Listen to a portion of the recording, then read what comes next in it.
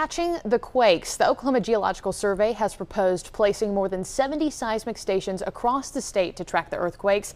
It's costly. It would also take some time. So here with us to answer all of your questions and my questions as well, we have state seismologist Jake Walter from OGS. Good morning. Nice to meet you. Good morning. And thanks for being here with us. We do appreciate it. So you have come out and said before that the state's, ability to monitor these earthquakes, that should have been investigated a decade ago, right? That's right. I mean, in the last 8 years, Oklahoma has gone from folks feeling 2 or 3 earthquakes per year on average, to now last month we had 37 felt earthquakes throughout the state. So we're in a kind of different realm of incredible amounts of seismicity throughout the state. So the recent activity has caused you to say we need 72, I believe to be exact, 72 of these stations here. Yeah, essentially. So the Oklahoma Geological Survey, we're tasked with being the earthquake information providers for the state.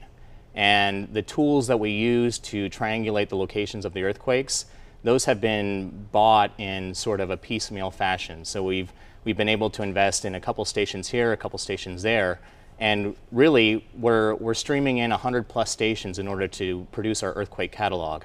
Now we're sort of at risk because something like 70 of those stations could go away. They're temporary stations that we're borrowing from a national instrument pool.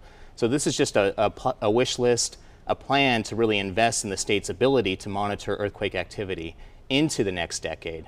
I mean, looking back, it would have been nice to have this network that we're proposing in place before this all happened. Scientifically, it would be intriguing. But that's not the case. So we're looking forward into the future. Okay, so we have had these stations. They're just, borrowed at the moment. And as a seismologist here, what have you learned about the recent earthquakes? Are you shocked by what we're feeling here, or what's your explanation? What's unfolded in Oklahoma is unprecedented.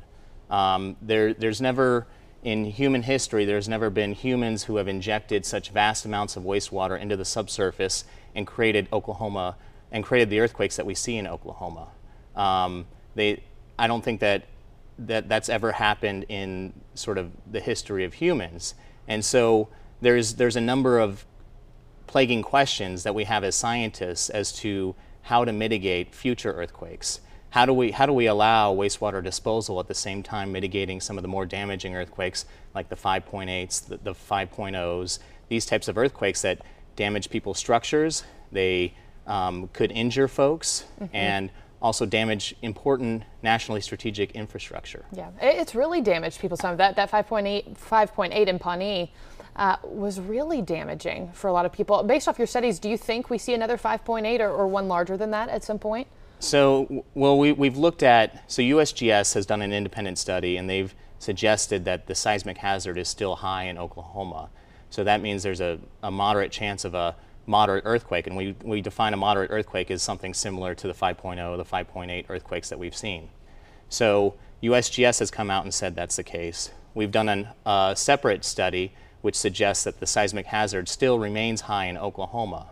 You have to remember that while the frequency of the smaller earthquakes is down by almost 2/3 compared to 2 years ago, some of the largest events that we've had in Oklahoma history have occurred when the seismicity rate of the lower magnitude earthquakes has been relatively low.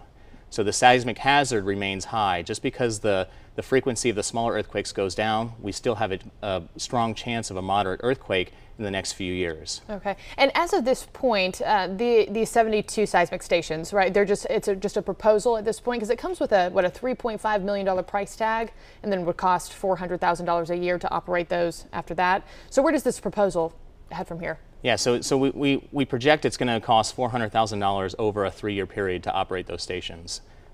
Oh, over a 3-year period, not each year. Okay. And so that's just based on what we know it costs to telemeter the stations, because all the stations are pulling in data, they're sending it through a cell phone modem to our sort of network operations in Norman at the University of Oklahoma, and that's how we process the data and then disseminate as an earthquake catalog.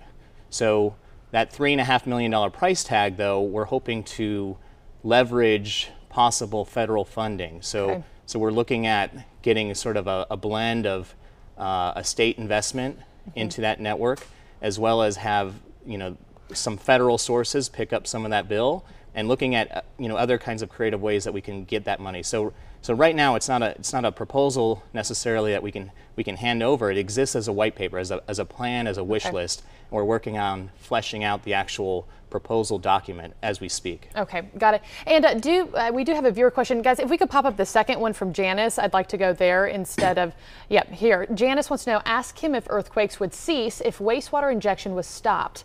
70 stations, is great, but seems like a waste of funds. This is all preventable. What do you say to Janice? So you look at the Edmond earthquakes that we had earlier this month.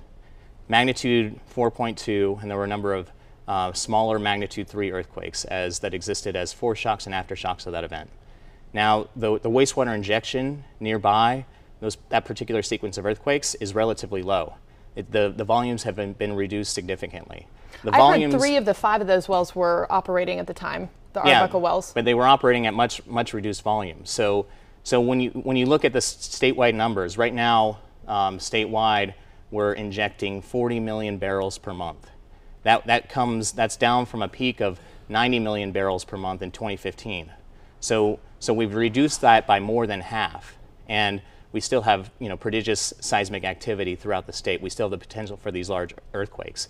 I think and seismologists outside of the state would agree with me that if we turned off wastewater injection completely, which I don't think will economically ever happen, but if we were to turn off wastewater injection completely, we would still have earthquakes. Earthquakes make other earthquakes. That's why we have aftershocks. That's and we live on fault lines. There's lots of fault lines throughout Oklahoma.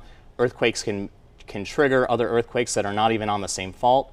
You have a fault will slip a little bit, and that stress transfer on the edge of what slipped can trigger future earthquakes. Yeah. Part of geology as well. So the wastewater injection is not going anywhere. The earthquakes are going to continue to be active throughout the state, and we've projected at least into the next decade we'll still see an elevated tectonic activity throughout Oklahoma. Okay, and maybe you can continue, doing so, monitoring those with maybe these 72 new seismic stations. Jake, thank you so much for coming on our show. We do appreciate it, and keep us apprised as to the progress of this proposal.